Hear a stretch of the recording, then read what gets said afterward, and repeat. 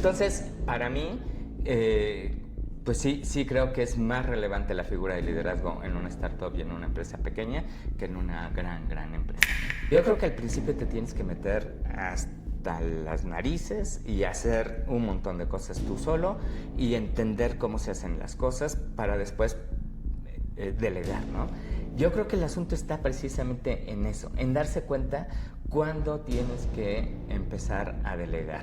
Yo lo que he visto es que lo que hace que una empresa realmente despegue, sí, un buen líder, ¿no? Pero un buen líder que también tenga a la gente correcta que lo sostenga. Recuerden a su mejor jefe, porque el buen liderazgo a lo mejor es difícil de describir, pero muy fácil de sentir, ¿no? La verdadera escalabilidad se da cuando se preservan y multiplican los valores entre las personas que integran la empresa.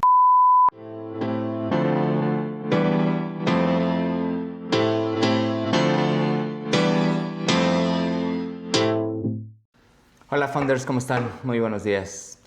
María, vamos a hablar hoy de liderazgo en las startups. Y es un tema súper padre, porque no sé si has visto que casi todas las startups tienen asociada una historia de liderazgo de sus fundadores y de cómo tuvieron que vencer muchísimos obstáculos o enfocarse o conseguir recursos que parecían impensables o apostarle cuando el mercado todavía no reaccionaba o una serie de características que suelen ser como muy inspiradores, ¿no? Y entonces, pues puede ser que leas la historia de Daniel Ek con Spotify y cómo tuvo que poner su dinero, arriesgar todo lo que tenía, intentar hacer algo que no existía en el mundo, o la historia de Chesky en Airbnb, donde pues él va y toma las fotos de las primeras publicaciones él personalmente y visita los lugares que se rentaban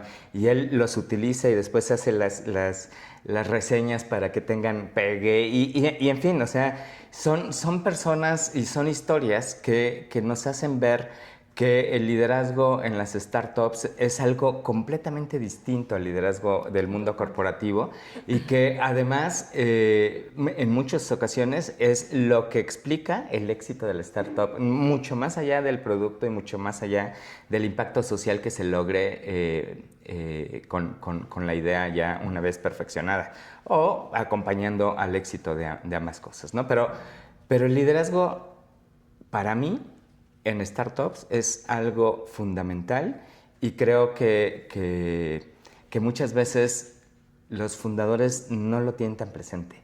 O sea, yo creo que montar una empresa, atreverte a poner una startup o una empresa, digamos, que empieza desde cero, etcétera, requiere de ti como persona un desarrollo que muchas veces está como menospreciado o no se habla mucho de él, ¿no? Sí. Entonces es un tema muy padre. ¿Cómo ves que hablemos de esto? Pues me encanta, sí, y además porque creo que lo que yo he vivido, al menos no sé si te ha pasado lo mismo, pero no es lo mismo los primeros años, el primer año, 2 años de una startup y cómo tienes que liderar a cuando entras en otra etapa o cuando ya entras en la etapa de consolidación, ¿no? O sea, tú como líder también te tienes que ir adaptando y tienes que ir cambiando. Claro. Entonces, me parece fenomenal el tema y además creo que eres un experto en esto por toda la trayectoria que tienes, tanto en el mundo corporativo, ¿no? Que escalaste hasta llegar a ser CEO y luego te aventaste a emprender y fallaste y ahora tienes una empresa súper exitosa, más startupera, ¿no? Entonces, mucho más startupera.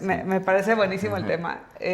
Y me gustaría empezar, Rob, preguntándote, ¿por qué, si es que lo consideras, pero por qué considerarías tú que es más crítico el liderazgo o el liderazgo de un founder en una startup que, por ejemplo, ya en una empresa más consolidada? O sea, sí lo pienso, para ir contestando por partes, y lo respaldo porque hay algunos elementos en el mundo corporativo que te soportan el liderazgo y los efectos del mismo, ¿no? Entonces, tú puedes ser un muy buen director en una empresa corporativa muy sólida y vas a tener el soporte de un área de recursos humanos muy fuerte, muchísimos años de una cultura intencionada, ¿no? O sea, hay diseños culturales en las organizaciones, hay una serie de políticas, compensaciones, formas de manejar los salarios, etcétera, que te ayudan a dirigir esa cultura. Hay una manera de negociar entre las áreas que tiene pues ahí inherente también la cultura y la forma de ser exitoso en esa empresa. Y todos esos elementos, digamos, que soportan o complementan el liderazgo en el mundo corporativo no están en la startup, ¿no?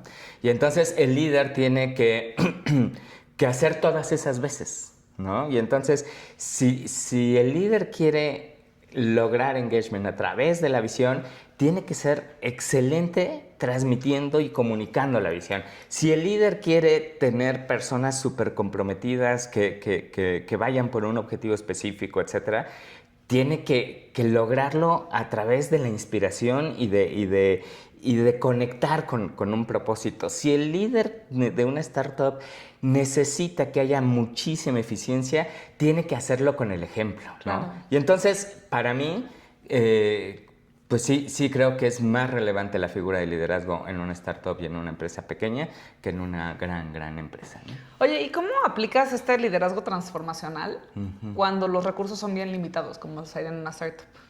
Wow, es excelente pregunta porque casi por definición las startups y las empresas que empiezan van a tener pues recursos limitados, ¿no? Son pocas las empresas, aunque sí conozco, que están iniciando o están en sus primeros años de desarrollo, que tengan además un fondo pues, económico muy fuerte, ¿no? Y pues eso es parte también de lo que tienes como líder que subsanar, ¿no? Porque al final es como si le diéramos la razón a Daniel Pink, que nos habla permanentemente de la verdadera motivación de las personas, y él nos dice que en realidad la motivación es intrínseca, ¿no? Y que tiene que ver mucho más con cuestiones de búsqueda de un sentido que de reforzamientos conductuales, ¿no? Y un poco yo creo que hay que apostarle a eso en las startups, ¿no? Que tu liderazgo motive a las personas a contribuir con algo muchísimo más grande que va creciendo, ¿no? Y que ese es para mí uno de los elementos, ¿no? Entonces, contestando ya, digamos, como diagramalmente, primero, pues yo creo que tienes que conectar con la visión e invitar a la visión. Después, hay un elemento que nos ayuda mucho a los líderes en las startups, que es la cercanía, ¿no? Y la influencia de cada uno de los trabajos individuales.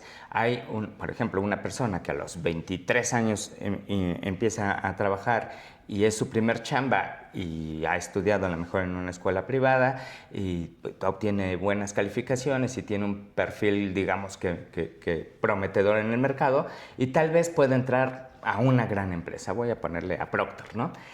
La contribución de él dentro de Procter en esa primer chamba va a ser reducidísima, Mínima. va a ser mínima. Y una persona con las mismas características que entra a una startup muy probablemente tenga la capacidad de revolucionar el puesto que le estás poniendo y contribuir muchísimo al resultado en forma directa. Entonces, ese es un segundo elemento que ayuda mucho y que hace que tu liderazgo sea transformacional ahí, porque se transforma la empresa y él ve cómo se transforma Gracias a él. Gracias a él, ¿no? Claro. Definitivamente, ¿no? Sí, y es parte de un como buen salario emocional eso también, ¿no? Es súper importante para eso, sí. Súper. Oye, a ver, a mí quisiera que me des un consejo, que le des un consejo a mi yo de hace 5 años. Hay una diferencia entre liderar y entre quererte cargar toda la chamba a la espalda. O sea, entre liderar con el ejemplo y el sobrecargarte de una manera que ya pasa a no ser sana, ¿no? ¿Dónde está esa línea? ¿Cómo la puedes identificar como emprendedor? ¿Y qué le dirías tú a los emprendedores que ahorita están hasta acá de chamba trabajando 16 horas al día, completamente desgastados, ¿no?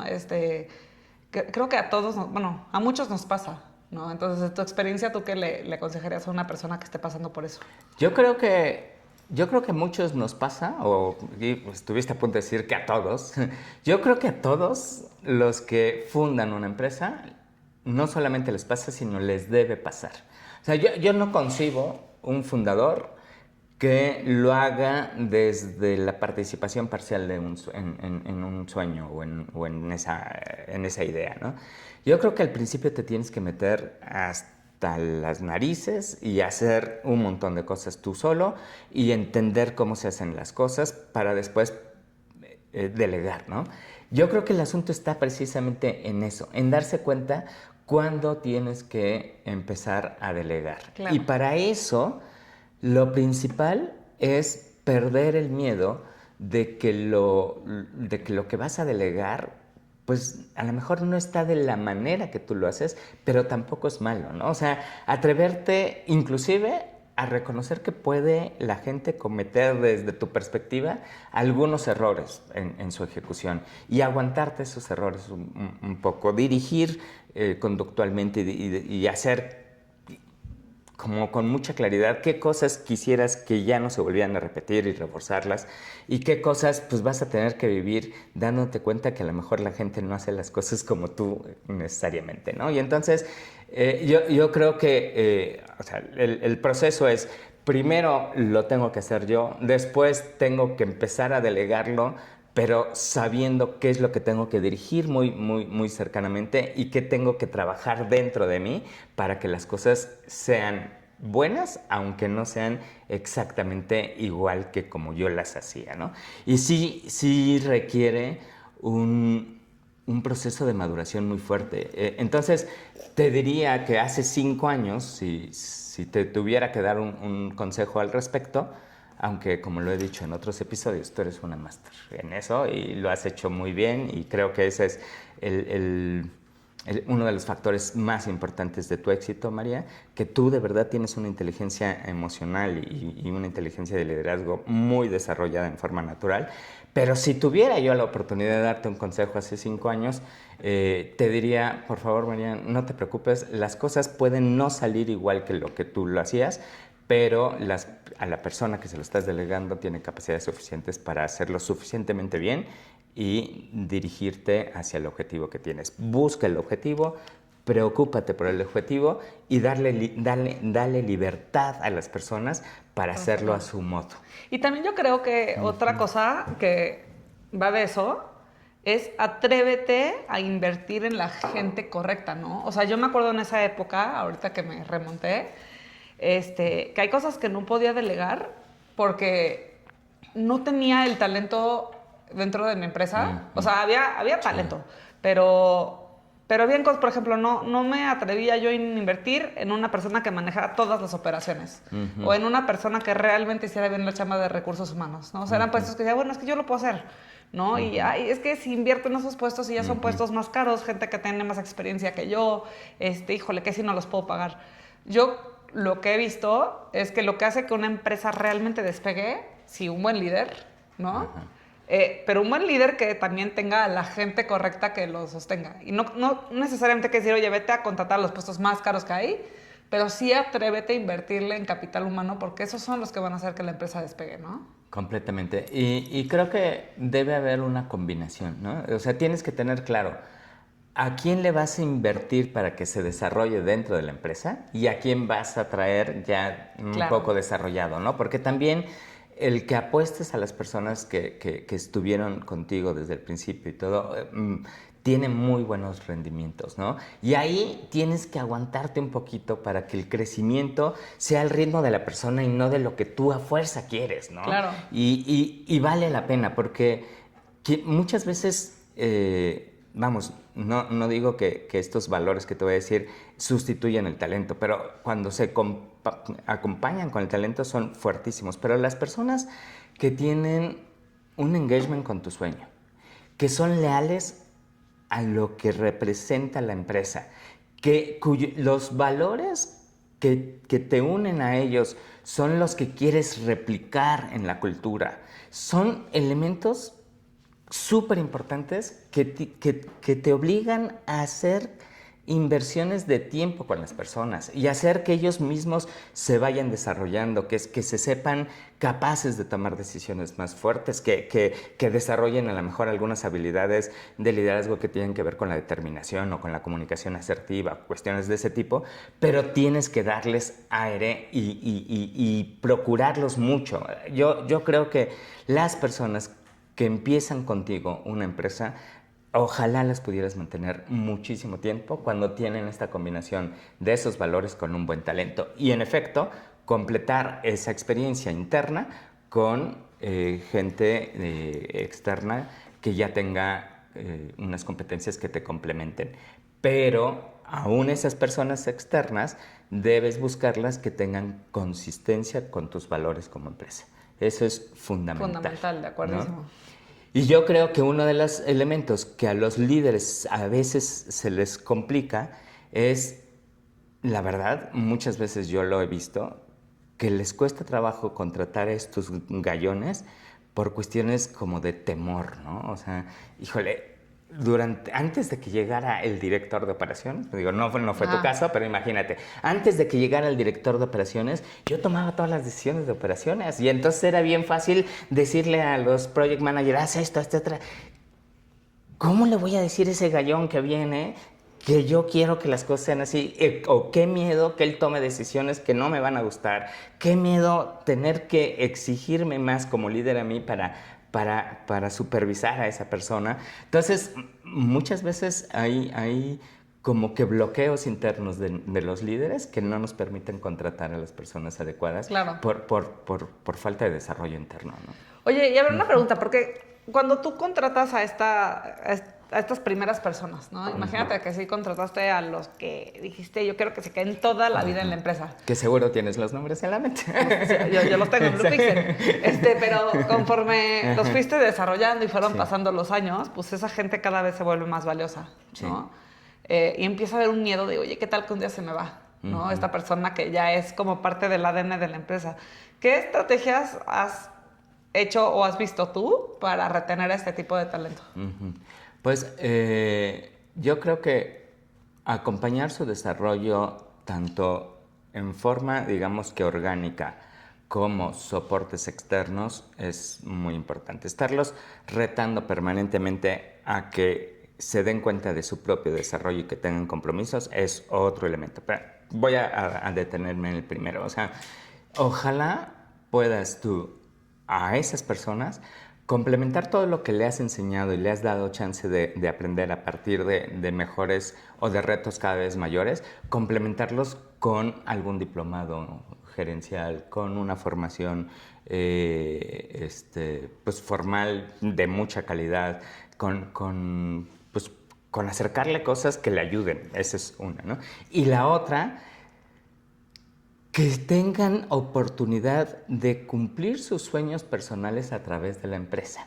Que cada vez tengan más posibilidad de entender que la empresa, por muy padre que sea, por muy cercana a esas ideas de visión que los atraparon al principio, al final debe convertirse en una herramienta para cumplir sus propios sueños. Y entonces una plática constante acerca de lo que les importa, de lo que quieren lograr, de cuáles son las otras áreas de su vida que les dan felicidad y ayudarlas a eso es fundamental, y creo que eso es bien padre porque se puede lograr en empresas chicas, ¿no? Claro. Y entonces a tus empleados clave pues lo tienes clarísimo, ¿no? Oye, ¿y si yo te ayudo a ser una superdeportista, ¿no?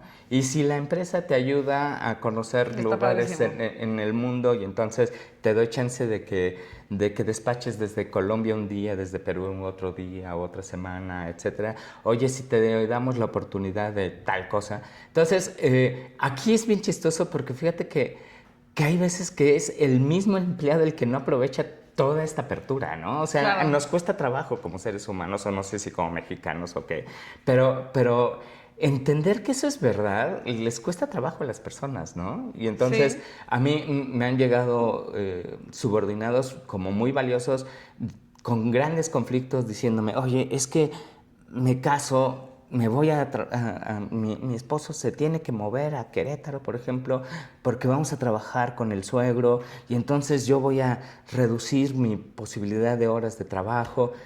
Y yo decirle, pues vete a Querétaro. Sí, claro. Y bájale la jornada, no pasa nada. Y entonces así de, ay, pero a ver, yo vine a renunciarte, Roberto. Y pues yo, ¿para qué me renuncias si todo es perfectiblemente coordinado, ¿no? Claro. Y les cuesta trabajo entrar a otros Sí, porque yo creo esquemas, que no muchas empresas ofrecen eso, ¿no? Sí, entonces no, la gente exacto. no, o sea, llega no esperándolo. Sí. Oye, a ver, entonces, bueno, por supuesto una buena compensación. La parte de entender cuáles son sus objetivos en la vida y alinear la empresa a esos objetivos en la vida. Exacto. ¿Y qué opinas? Porque esto es un poco controversial, pero ¿qué opinas de dar equity? Yo creo que eso es a muy pocas personas, y, y los porcentajes deben ser también reducidos, ¿no? Yo creo que es como un símbolo más que la búsqueda real de distribuir, digamos, la riqueza futura de la empresa hacia el esfuerzo, ¿no? Sí creo que, no sé, a tus 5 mejores empleados es padre ofrecerles un esquema de equity, pero no debería ser como, bueno, desde mi punto de vista, como una política de compensación que quien llegue a los 5 años ocupando un puesto de tal y que tenga tantas personas a su cargo, entonces tiene derecho a un equity. Yo creo que... Sí, como política no. Como política, ¿no? Definitivamente no. Pero sí como ese reconocimiento a quienes te ayudaron a replicar la cultura y hacer que la empresa sea la empresa que es. Claro. Sí. Es que te lo pregunto porque yo cuando empecé Blue Pixel tenía 2 de mis primeros empleados, que la verdad es que increíbles, 2 personas súper chambeadoras, súper talentosas, súper inteligentes, buenos seres humanos. Y yo desde un inicio dije, es que con ellos 2 el camino va a ser mucho más amable, ¿no? O sea, no te voy a decir que sin ellos 2 no lo voy a lograr, pero con ellos 2 sé que el camino va a ser más amable. Y yo creo que no llevaba ni el año en la empresa cuando me senté con los 2 y les dije, si ustedes se quedan aquí 5 años, le voy a dar a cada uno 5% de la empresa, que no es poco, ¿no? O sea, ya entre los 2 es el 10. Sí. Y sí fue un hook para que se quedaran. Porque sé que si no, difícilmente se hubieran quedado todo el tiempo. Sí. Y hoy en día ese 5% que tienen ya vale un dineral. Sí, o sea, ya es suficiente como para cambiarles la vida si se hace buen uso de ese equity en un futuro, ¿no? Entonces, pero de nuevo, no creo que es para todos. En algún punto también le ofrecí equity a otra persona que me arrepentí muchísimo y afortunadamente hubo una buena salida de ahí y ya no pasó a mayores, pero fue el peor arrepentimiento. Entonces con ellos 2 me fue muy bien, también ya me pasó lo contrario. Entonces, creo que el equity es peligroso y es delicado y es lo más caro que puede haber. O sea, es mucho mejor pagarle a alguien un sueldazo, bueno, no mucho mejor, mucho más, le conviene más al dueño, ¿no? Pagarle a alguien un sueldazo que dar equity. Pero yo creo que en algunos casos específicos dar equity vale la pena y yo no me arrepiento ni en lo más mínimo de los otros 2. Haberle dado a ellos 2. O sea, creo que fue una muy buena decisión. Pero en tu plática creo que está ahí escondido, digamos que lo que yo podría decir que es el condicionante para dar un equity, ¿no?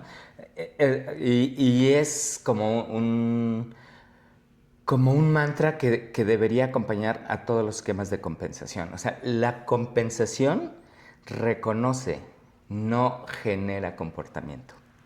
Es decir, el equity a estas 2 personas valió la pena porque les reconociste, a lo mejor sin querer, pues consistencia de valores, talentos extraordinarios, dependencia en el modelo del negocio, etcétera, etcétera, que hacen adecuado darle un equity. Claro. Pero no por darle el equity se va a generar eso. Claro. No, la compensación normalmente no genera comportamientos. Sí, de acuerdo. Los tiene que reconocer y reforzar, pero no sueñen, así, ni en las comisiones de venta, señores. No sueñen que en forma prolongada la compensación genera un comportamiento determinado. No pasa, y si no, lea nada. Sí, estoy de acuerdo, más bien lo reconoce, Sí, lo pero, reconoce, pero sí es un exacto. incentivo para que se queden. Ah, no, sí, ¿no? eso sí, sí. Oye, a ver, ahora cuéntame, mi Rob, en toda tu trayectoria que has tenido en el mundo empresarial. Que es muy larga. Muy larga, muy larga carrera. Cuéntame alguna historia que te haya marcado como líder o como persona, sea por un muy buen jefe que hayas tenido o un pésimo jefe que hayas tenido. Fíjate que inclusive como parte o muchos de los proyectos que nosotros implementamos desde Cellstrain implica el desarrollo de una serie de habilidades gerenciales. Muchas veces trabajamos cuestiones de liderazgo ya sea como en forma inherente a la intervención o como sesiones específicas de liderazgo. Cuando trabajamos y yo las trabajo personalmente en sesiones específicas de liderazgo, siempre hago un ejercicio, fíjate, y el ejercicio es recuerden a su mejor jefe, porque el buen liderazgo a lo mejor es difícil de describir, pero muy fácil de sentir, ¿no? Y en efecto, yo lo puedo decir así porque tuve un super jefe, ¿no? En una empresa que se llama Hubbard y Burlon, el dueño de la empresa era René Hubbard, y era un jefazo, ¿no? Huguet, mi hija se llama Huguet porque su hija se llama Huguet, así, ¿no? Qué O sea, padre, wow. yo era el fan de René y sigo siendo el fan de René y me marcó para toda la vida. Yo creo que si todos tuviéramos la suerte de tener un excelente jefe en las etapas tempranas de nuestra vida profesional, tenemos muchísimo más posibilidades de éxito que no tenerlo, ¿no? Eso está Estoy cañón. súper seguro. Y a mí René me marcó en muchas cosas, en tener un liderazgo consciente, en tener un liderazgo basado en valores, en ser muy honesto para tratar y desarrollar a las personas, en trabajar el liderazgo desde la vulnerabilidad, y ser muy preciso en cuestiones operativas. Todo eso es herencia de René, ¿no? René Hubbard para mí fue, pues es mi máximo, ¿no? Ole, qué Sí, bonito. Sí, súper padre. Qué Sí, padre. sí lo tengo marcadísimo. Oye, ¿y cómo, o sea, ya poniéndote tú en el papel de líder de jefe, cuando hay una situación delicada con una persona de tu equipo, cometen un error fuerte o algo, ¿cómo lo manejas de tal manera que no estés rompiendo la confianza o que no les dé miedo cometer un error en el futuro, pero que pues sí haya un tema de accountability? Yo creo que eso se tiene que trabajar más contigo que con la persona. El ser tolerante al error y encontrar en el error la posibilidad de reforzar los elementos que quieres que esa persona conserve, demostrarle lo que constituye una brecha del desarrollo y mostrarle un camino adecuado para desarrollar esa brecha, no hay mejor momento que los momentos donde se cometió un error, ¿no? Donde hay algo que aprender, Claro. una cosa tangible en la que puedas tú hacértela de ella y aprovecharla para el aprendizaje, ¿no? Entonces, pues yo te diría así, ¿no? Pero para eso, el que tiene que trabajar internamente es el líder. Y el que tiene que dar chance es el líder y el que se tiene que aguantar y controlar y todo es el líder. Claro. ¿no? Porque explotar es bien fácil, pero así no se lleva. Pero también por el otro lado, o sea, a mí me pasa mucho que ahora que entrevisto a gente para puestos de liderazgo dentro de Blue Pixel y les hago preguntas como, ¿cómo manejarías esto? Ahora las nuevas generaciones somos, porque me catalogo dentro de, demasiado dóciles de repente, ¿no? No, bueno, a ver, entendería, y entonces hablaría con la persona y todo está muy bien, pero llega el punto en el que te das cuenta que nos da miedo la confrontación. Y yo creo que hay una palabra que aprendí hace poco que se llama carefrontational, o sea, la confrontación consciente, que también es muy importante. O sea, está bien controlarte y decir las cosas de una buena manera y tal, pero también hay que confrontar y también tiene que haber consecuencias, porque una cultura sin consecuencias también es tóxica, ¿no? Entonces, creo que ese es un tema que tal vez tu generación viene de ser muy confrontativos y mucho más duros y contrólate, y mi generación es como, voy a ser lindísimo, nos da miedo que la gente se vaya, entonces a todos los tratamos súper lindos, y yo creo que ninguno de los dos está bien, hay que tener un punto medio. Sí, y además tenemos que ser súper consistentes en la emoción que corresponde en cada momento. Yo en estas sesiones también recomiendo muchísimo que seamos medio histriónicos. Tenemos la exigencia, los líderes, de ser histriónicos, de decir, a ver, ¿cuál es la emoción correspondiente ahorita?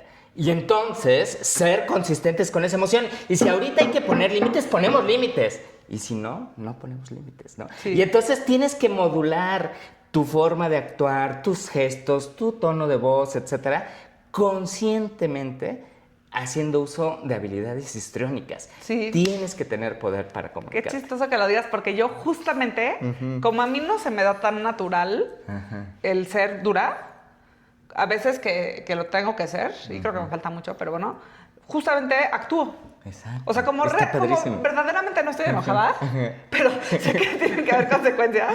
Entonces, me pongo mi rol y actúo y hasta me divierto con mi rol, ya sabes. Sí. Y no me paso de lanza. Pero sí, hay un tema histriónico ahí que es yo fundamental. creo que no está tan platicado y que es fundamental. Hay poca plática en eso y es fundamental. Ya es una de las habilidades que yo desarrollo más en los líderes con los que trabajo, ¿no? Me encanta. Y tiene como que un impacto. No sé si a partir de aquí, pero por ejemplo, yo te quisiera invitar a una reflexión. ¿Qué cosas pensabas tú en algún momento que eran imposible que fueras a delegar, que ahora has delegado, y cuál ha sido la herramienta principal que te permitió hacer eso, María? Pues yo creo que tú participaste en ese... ¿Ah, sí? en eso. Lo que yo pensé que nunca iba a poder delegar justamente era el tema comercial.